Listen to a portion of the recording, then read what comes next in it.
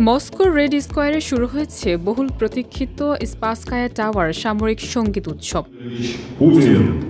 Kremlin প্রাচীরের নিচে আয়োজিত এই উৎসবে অংশ নিয়েছে ইতালি, সংযুক্ত আরব আমিরাত সহ আফ্রিকার কয়েকটি দেশসহ মোট 10টি দেশের সামরিক ব্যান্ড।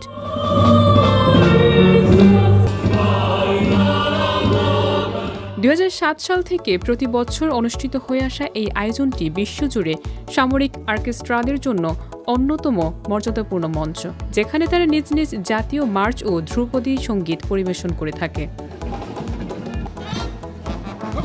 গত বছর পশ্চিম রাশিয়া জুড়ে ড্রোন হামলার কারণে উৎসবটি বাতিল করতে হয়েছিল।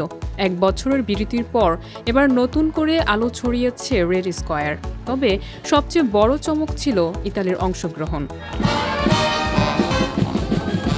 রাশিয়া ইউক্রেন পূর্ণাঙ্গ যুদ্ধ শুরুর পর এটাই প্রথমবারের মতো ইউরোপীয় ইউনিয়নের কোনো সদস্য রাষ্ট্রের সামরিক ব্যান্ড এই উৎসবে অংশ নিল।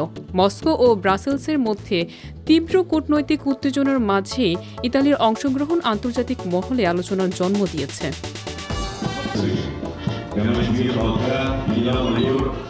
উৎসবে অংশ নেওয়া ব্যান্ডগুলো সামরিক সুরের পাশাপাশি জনপ্রিয় ধ্রুপদী সঙ্গীত পরিবেশনের করে দর্শকদের মাতিয়ে তোলে। রেড স্কোয়ারের ঐতিহাসিক আবহ ও আন্তর্জাতিক অংশগ্রহণের কারণে স্পাসকায়া টাওয়ার বিশ্ব সংস্কৃতির অন্যতম অনন্য সেতু বন্ধন হিসেবে বিবেচিত হয়।